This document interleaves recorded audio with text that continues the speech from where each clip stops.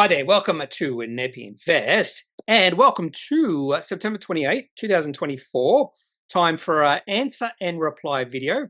In this particular video, I'll go through some of your comments, answer your questions, and just remark upon your intelligence, because I would probably almost guarantee you about half of you are more intelligent than I am, smarter at what you do, and all that jazz. So let's start off with James Dean.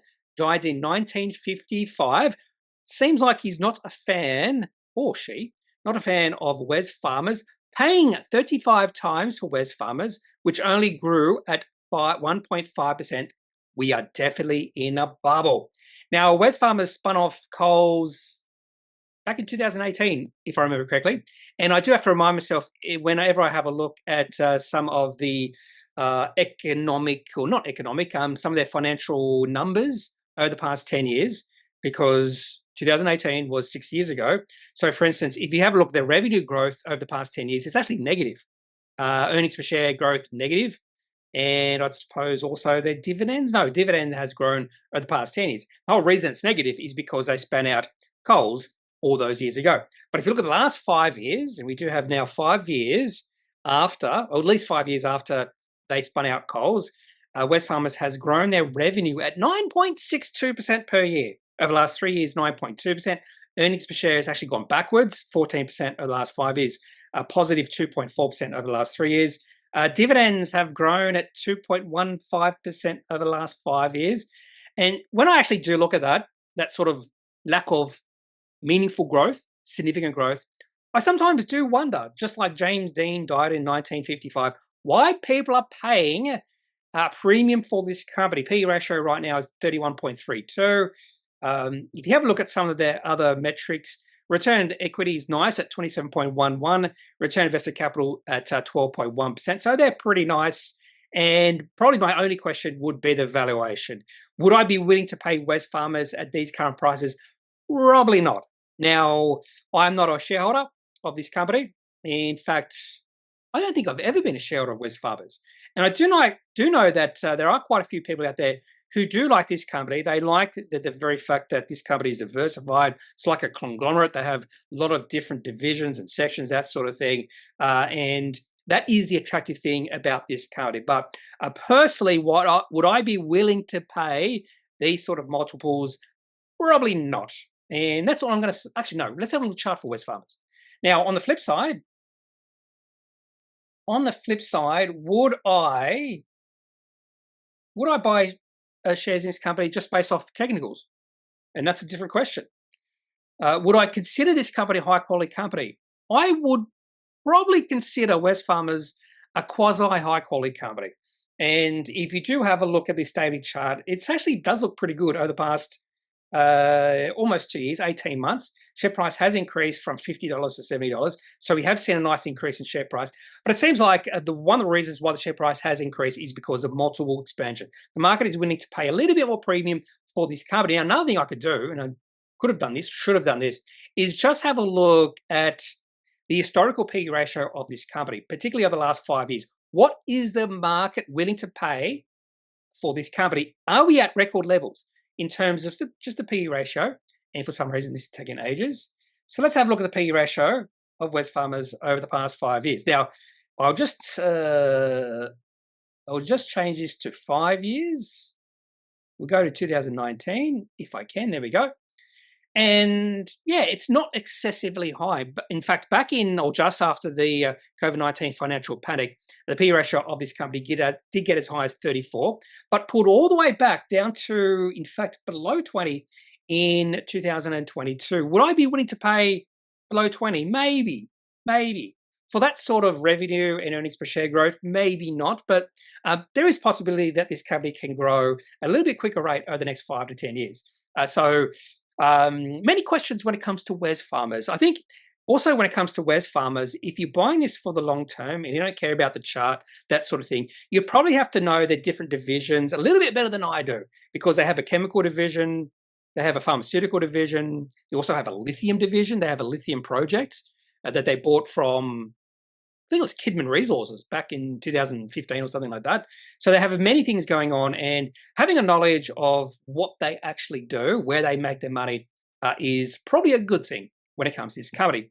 And if would I be just trading this? Would I be looking at a chart and saying, oh, not a bad looking trade or chart? At this point in time, share price has actually pulled back a fair bit. So that's why in this comment from James Dean, he said paying 35 times. So he would have said that towards the end of August. And if we go back to the end of August, yeah, the share price did get as high as about $77. And that probably means that the P ratio of this company was about 35. And we have seen the share price pull back. But the uptrend has not come to an end. Share price is still an uptrend. This is possible buy the dip situation for this company. But I do expect or suspect that there is a bit of a premium for Wesfarmers, just like there's a bit of a premium for Woolworths and Coles. Yes, I think there is a premium for those two companies, just like there's a premium for the banks right now. And I think there's a greater chance the share price of those particular companies would pull back. Now, if I had to choose between the banks, Wesfarmers, Woolworths and Coles, if I had to choose one company, I probably would choose Wesfarmers personally, because I do think it definitely has better growth in the future than those other companies. I think that's almost a certainty. It will grow better over the next 5, 10, 15, 20 years. Okay, so my response to James D was a little bit longer than I expected. I want to actually, by the way, this video won't be quite as long. I'm a little bit busy today. Anyway, so let's go to KiratSingh. I like the current format, especially where we look at charts and look for breakouts. So I believe your focus has shifted toward technical analysis lately. Definitely has shifted more into that realm. And I think as time goes on, I'm shifting more and more towards using, maybe not only using technical analysis, but using technical analysis more and more. Fundamental analysis are important, but the current sentiment around a stock drives the share price. Look at Telix and Neuropharmaceuticals. Share price action doesn't seem to be in line with recent news and updates. Technical analysis is a great way to shortlist stocks and then add fundamentals on top of it. I actually do like that, purely in my opinion, according to I do like that way of thinking. And I'll be honest with you, that's the path I'm heading down, using technical analysis as my main driving force, driving buying or selling force, or decision-making force. Is probably the best way to say it. Yeah. So using technical analysis eventually will become my main way I make a decision, but I will continue to use fundamental analysis. I believe using both will lead to better outcomes for me personally. So thank you, Kirat. I do like your thinking there. Big boy baby, please go through the DGL results. Will you continue holding? I still hold. I'll go through the results probably in a standalone video. Yet to do that, but I'll definitely do that eventually. So wait out for that video. Big boy baby. Igor 51987 stumbled across your YouTube about a month ago and really enjoy your videos. What indicator is the 4 lines with red or green shadows between them? How is it used? Thanks, mate. I actually have answered this before, so let's go back to Wesfarmers. It's just moving averages. I use 4 moving averages, 2 shorter term moving averages, and then 2 longer term moving averages. And this is the way I define, say, sentiment and trend. So for instance, in Wesfarmers, by the way, these moving averages are, 25, 50, and also 100 and 200. I think it's 100 and 200. Yeah, something like that. Yeah, 100 and 200. So 25 and 50, which is a shorter term, and then the longer term is 100, 200.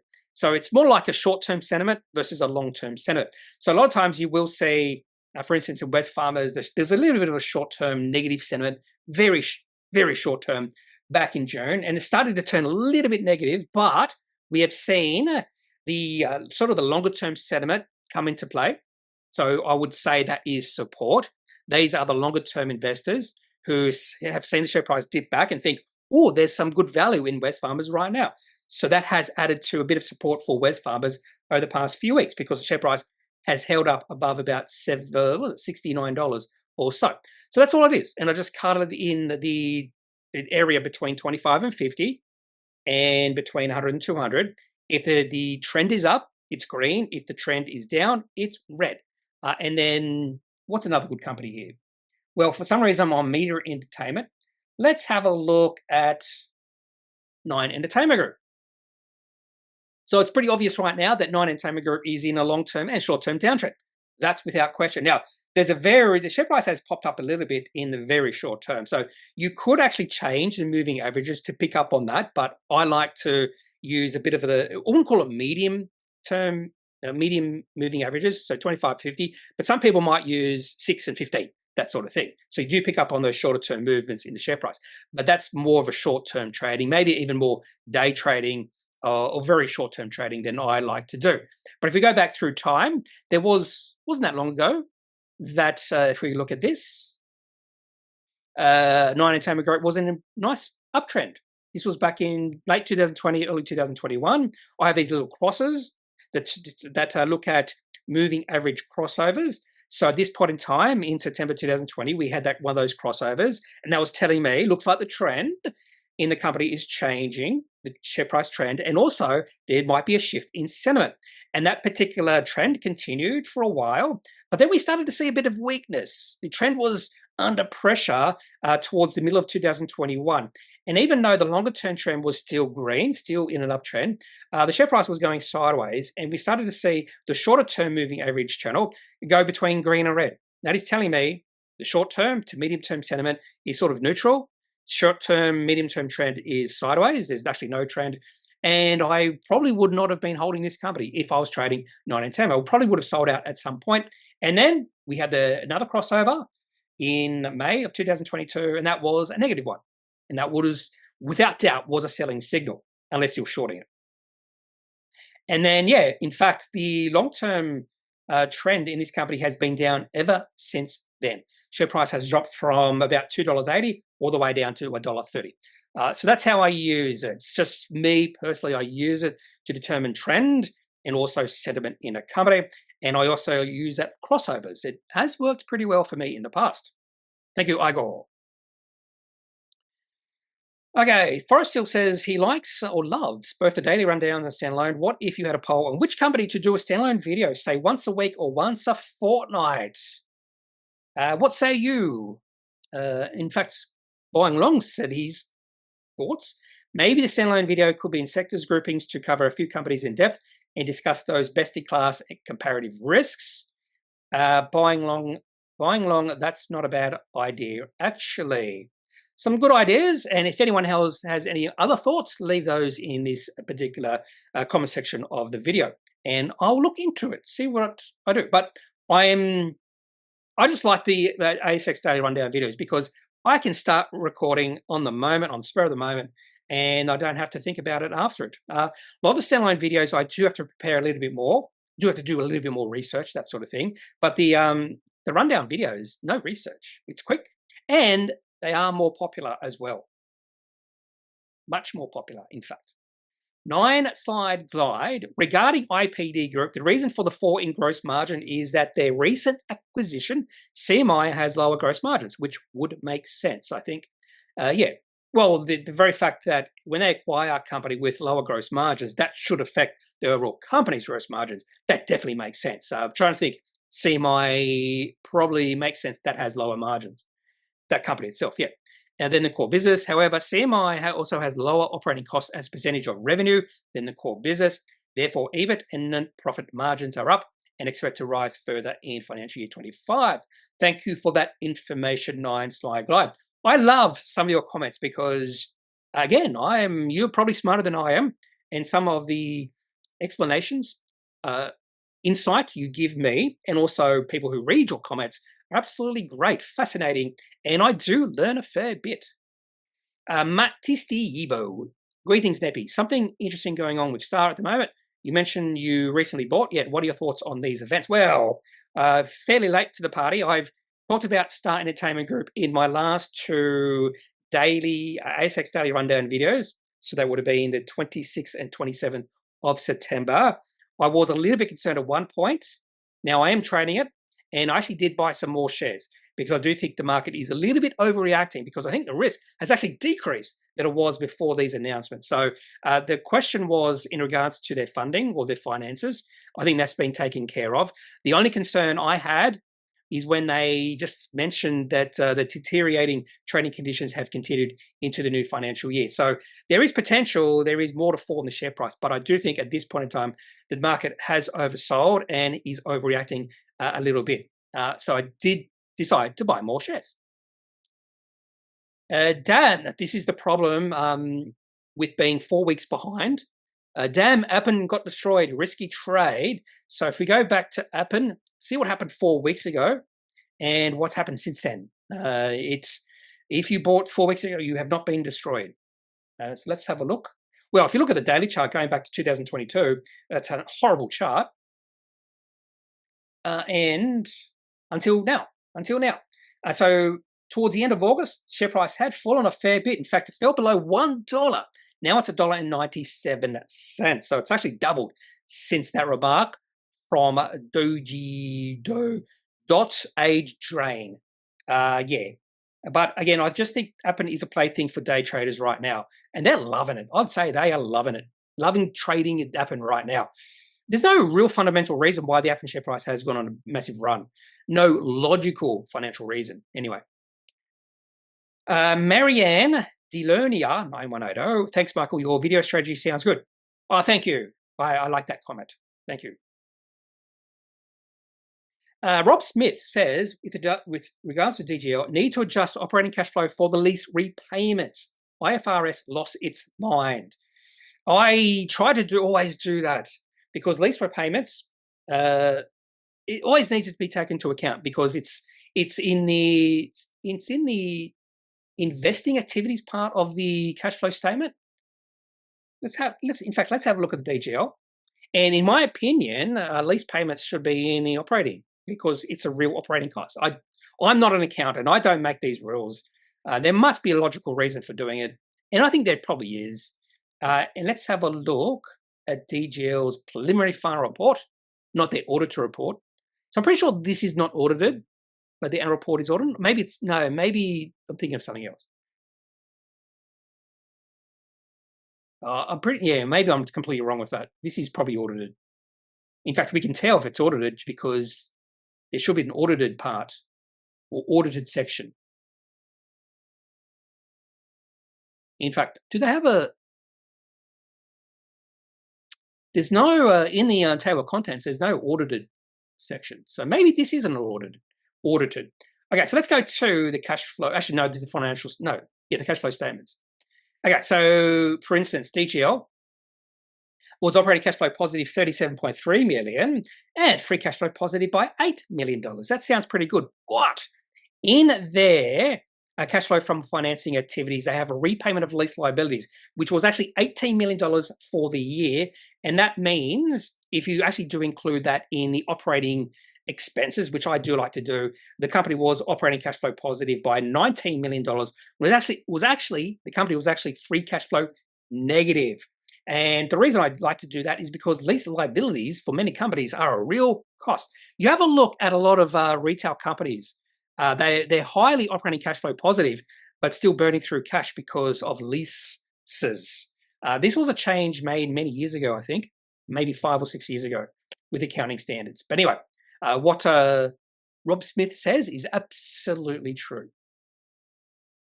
George VV50K, thanks for the explanation of how you buy a breakout. Could you do a similar explanation of what signals you look for to sell? I'm assuming you missed a few words there. You could do the reverse of a breakout. What's the example of this? What's a good example? Cochlear is a pretty good example. Although I didn't sell on this, I sold.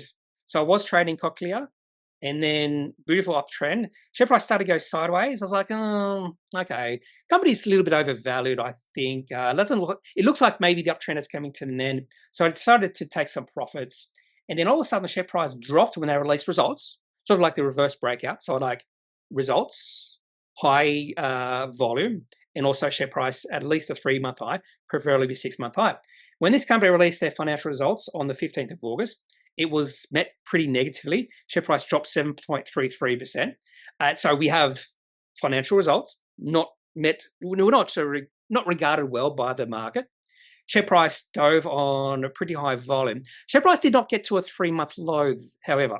But the next day it did. Share price kept on falling. And then on the 16th of August, the share price got to a 3-month low. Not only a 3-month low, it was, 6-month low as well. And look at what the share price has done since then. It's just kept on falling. That was an obvious sell signal in my opinion. Now, share price doesn't always continue to go down after this sort of signal. So you do have to be careful. This is what I found. I have made a few mistakes of being a little bit too quick, hitting the sell button. And I've seen actually companies' share price rally after they have released what seems like a negative result. A classic example of this is Elders. So they did release the negative financial announcement. Could have been a negative trading update, 8th of April 2024. Share price dropped a lot on pretty big volume. Now, the share price did reach probably about 4-month low. But look at the share price after that. Share price really rallied. This is the case where I actually sold on the day and I should have waited. And that's what I try to do. I just wait a little bit of time just to see if the market has overreacted on this day. So there's a lot of things I do look for a sell signal. Sometimes another good example was, what was it? It was Chewers. This was a case where I was getting a little bit, maybe not bored, but the share price was going sideways, had been going sideways for a while, and just above this dashed line at about $4.10 was a support level for Chewers. And I thought, if the share price falls below that and stays below it for at least a few days, that will be my sell signal. And I decided to get in before it actually happened. And I actually, instead of selling, I actually bought more. It was a mistake on my part, but it was a positive mistake because then the share price rallied 5% that day, and it's kept on rallying because of the good financial results from the company. So in this case, what I was looking for was to see the share price fall below this support level. That would have been and should have been a sell signal. It never did it. I was just becoming bored and impatient, and I'm glad I'm making that mistake. So that's what I do. I look for, probably a really good way to put this is when I do take a position in a company, and maybe that's what I should do right now.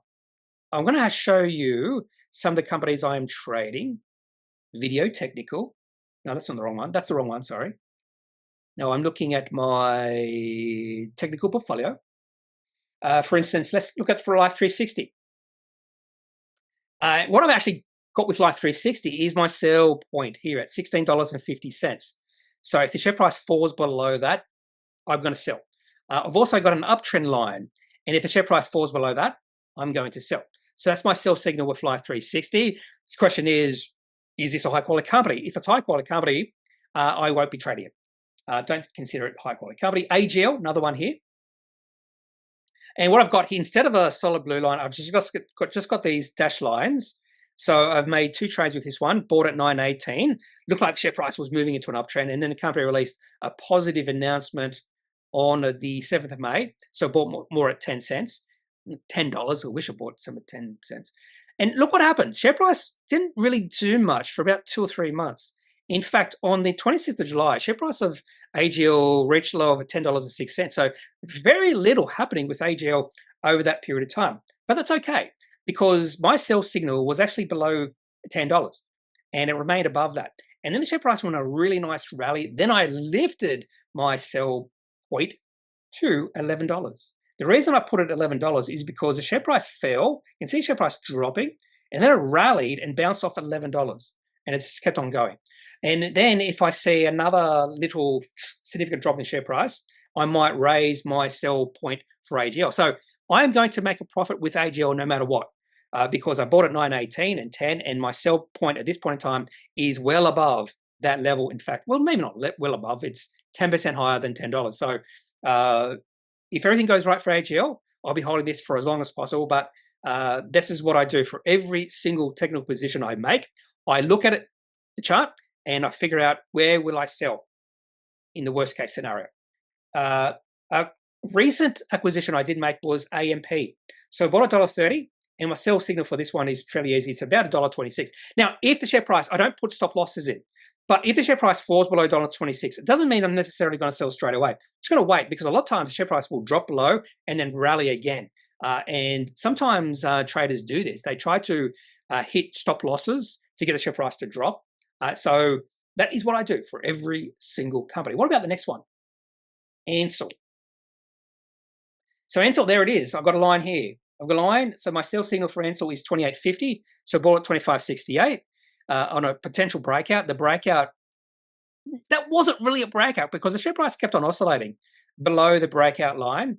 But eventually, the share price moved into an uptrend. They released the results. Market reacted really well, and the share price has kept on going up. And eventually, if the share price keeps on rising, I will lift my sell price. And finally, Auric. Actually, no, I'll look at Auric, and then I'll also do Horizon. So Auric bought at 17 cents, and now I've got a sell point at 26 cents. The reason I put it 26 cents is because initially that was resistance. Share price rallied to 26 cents on the 8th of July and then pulled back. And then it pulled through 26 cents on the 20th of August. And then it tested 26 cents not that long after on the 2nd of September. And then the share price has rallied. Now, there is a chance I'll probably move this up eventually. When I say eventually, I mean within the next few weeks. And just maybe put it at 30 cents. So if I see the share price drop below 26 cents, I will sell Auric. And finally, Horizon. This is a little bit different. This is me just buying potential value. At this point in time, I don't have a sell signal at all for Horizon because, in fact, if the share price fell below, say, 320, I think there's even more value. So I'm going to be much more patient with this company. So I won't sell it if it falls below the level. So it depends on the trade. It depends on the different situation. So for Horizon, I actually don't have a sell price. But all these other companies I do. Anyway, let's move on to, hopefully that helped. And that's what I do. I just use resistance, support, that sort of thing. And I don't use stop losses. I once used stop losses and I just didn't like it because sometimes a stop loss would trigger. And then someone would say, well, you set your stop loss too high. But yeah, sometimes it just triggers and you don't want it to trigger. And to be honest with you, because I look at my technical charts all the time, I don't need automatic stop loss. I can just do it manually. Hi, Kneppy, how are you? Have you sold Findi or are still holding? I'm still holding. In fact, I took a little bit of profits. And with the share price keep on still increasing, it's still one of my biggest holdings. I just had to take profits because, so I bought many, many years ago. And then I also added some options at 90 cents. Back in January, yes, January this year. I'm just so glad I exercised those options at 90 cents. And the share price is now $5. So those options have gone up 5 times since then. And as I said, I took some profits because my Findi shares were just getting too high. And right now, it's one of my biggest holdings, even though I took profits because the share price just keeps on increasing. And you can see sometimes here the share price does fall back a fair bit. But again, the share price is not under threat. And just recently, the share price got to a new all-time high, or a long-term high anyway. So no thoughts of selling the rest of my position in Findi at all. Oh, Anderson6379 had to return again to say, thanks for Crowdstrike sharing. I pulled the trigger on Crowdstrike last week. This discussion exchange of ideas was very helpful. I'm not sure if I've mentioned it, but I have also bought some Crowdstrike shares. The main reason I do believe, in my opinion, the market is overreact or did overreact. Now, what's the ticker code again? CRWD. I have seen this time and time again over the past 15 years since I started investing that the market overreacts all the time. All the time. And it is opportunistic for people like you and me. And the share price has rallied a fair bit.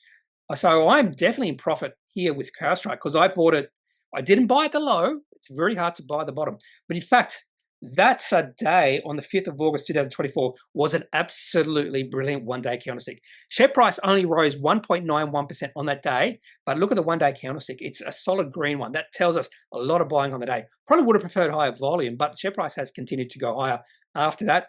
And yeah, I'm in the green now with this because I bought it maybe not significantly lower prices than now, but I just think the market overreacted and eventually we're just going to figure out what happened. In fact, I've already forgotten what happened with CrowdStrike and why the share price fell. Same thing happened with ResMed. Market panicked, overreacted. Possibly the same thing is happening with Star Entertainment Group right now. Possibly. Probably have less faith in that, however. Maybe one more. I use SimplyWallStreet as well for analysis, consensus, and screening. Not sure how accurate though, but easy. I have very rarely used SimplyWallStreet, so maybe I should use it a little bit more. Yeah, Consistency is a key. If you learn their model, you can exploit it effectively, definitely. I just included the evilly in definitively. I owned SRG for ages based on the simply suggestion of deep value, but then sold because I became impatient. And the price has nearly tripled since then. And that's just one example of simply being right. The acquirer's multiple 2 more often than not is right about deep value. If you have the time. Let's have a look at Star, or not Star. Funny enough, we're talking about Star, which is SGR, and SRG is SRG. I don't get these as mixed up as Australian Clinical Labs and Alcidion, ACL versus ALC, but I do on occasion get these mixed up. Anyway, Star or SRG Global, beautiful looking chart. 2 things I like about this company. In fact, I'm going to say yes, and there's another little comment up here. I'm going to move on with, there was another comment talking about SGR. Here we go. It's from HBK Fortis. Thanks to the vid, Kneppy. Did you see SRG massive volume today? Any ideas why? And then Better says SRG yum yum. Okay, so I'm a shareholder of this company and also participated in the capital raising recently because the capital raising was significantly below the share price. A beautiful looking chart. That's why I bought, that's the reason I bought shares in this company. Then they released their results and I went, this company is cheap.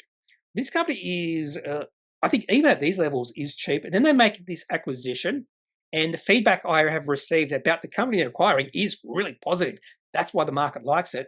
And even now, the PE ratio of SRG is only 16.2. Dividend yield 4.3 or 4.27. Now, this has been a darling stock, ASX darling stock for a while. So share price was in a beautiful uptrend. And then, the share price probably did nothing for about 2 years. Share price was sort of oscillating between 60 cents and maybe 80 cents for 2 years. So that's what that comment was talking about. It really didn't do anything. And becoming bored with a position is, I wouldn't say a problem, but what I try to do is if that does happen, I will maintain watching the company. So if I did decide to sell out of SRG because the share price is going sideways, I wouldn't be hesitant about buying back in. And there was a pretty good signal back in February, March. Share price was moving into a new uptrend, and the share price has continued to move. So I'm not hesitant about selling out of when I see a chart like this. Share price not doing anything, but I'm also not hesitant about buying back in. There are a lot of investors, even traders, who are hesitant. It's if you listen to like Scott Phillips, he's always saying never sell because if you do sell, you'll never buy back in. I think that's generally true, and that's sort of one bias we have to overcome as traders to become more successful. And I have actually done that over the past few years. I have bought back into positions that I've sold out of. In fact, let's have a look. Zip, MoneyMe. What else do we have here? Zip, MoneyMe is prime examples. A great example of this is Nuix. Great example is Nuix. I should never have sold out of Nuix. So I bought way back in July last year. Then I took profits, and then I bought back in May at a significantly higher price than when I sold to take profits. And I think the share price probably didn't double from when I sold to when I bought back in. But I bought back in at 294 just because that was a pretty, I mean, to me, it was obvious. Pretty obvious signal to buy Nuix back in May. And the share price has more than doubled since then. Yeah, so don't be hesitant about buying back in a position you've already sold out of, even if it's the next day. The other thing to be interested about or excited about Nuix is look at the volume. That volume, how it's just really expanded in the past few months, is telling me fund managers, institutions are getting excited about this company. That's probably what has driven the share price up. And on the back of Nuix and the volume, let's go back to SRG. I tell you, I get it mixed up. And have a look at the volume here. So share price not doing much, going sideways, not much volume, particularly in the later period of 2023. Very light volume, very low volume. The last 3 or 4 months of 2023. And that's one of the reasons why the share price wasn't moving, because you really need a bit of volume to get the share price going up. And when you see volume starting to increase, that's a really good sign. And look what's happened with SRG Global over the last 2 months. The volume has exploded. Now, we started to see signs, the volume increasing back in February. There were subtle signs there, the volume increasing, but it's really taken off in the past few months. And then we had this spike in volume on the Friday session, so significantly higher than normal. SRG. 12 million shares traded. If you look at the trade history, yeah, it's typically you're going to see between about 1 and 3 million shares traded. This is over the last few months. But if you keep going back, 1 year ago, on occasion you saw 1 million shares traded in a day, but typically it was between about 250 and about 700,000 shares traded. So we have, and look at this period here. So October through November, there was not one day where there was over 1 million shares traded. Not one day. And then until we get into December. And then we started to see the volume increase in December. But then it's really taken off. There we saw 4 million shares traded in February. And we've really seen it take off to the point where we have a day where there's less than 1 million shares traded. It's unusual. We've only seen that happen a few times in the past month or so. So this is a perfect example of volume increasing, and that's usually a good sign if the share price is in an uptrend. That's exactly what you want to see. You want to see volume expanding. And again, just like Nuix, it's telling me there's institutions and fund managers taking positions in this company. They don't have to tell us that. I don't care who's doing it, but someone is taking positions with in SRG Global, just like Nuix, and that's a good sign moving forward. Okay, I'm going to end it there for this video. I just need to keep it a little bit shorter than usual. Didn't get nearly through the amount of questions I wanted to and comments, but that's okay. Anyway, so if you have any questions, any thoughts, leave those in the comment section of this video. Otherwise, I am not a financial advisor. If you do need financial advice, make sure you seek out someone who's qualified and can speak to your own financial needs. That's it for this video. Have a good day. Bye.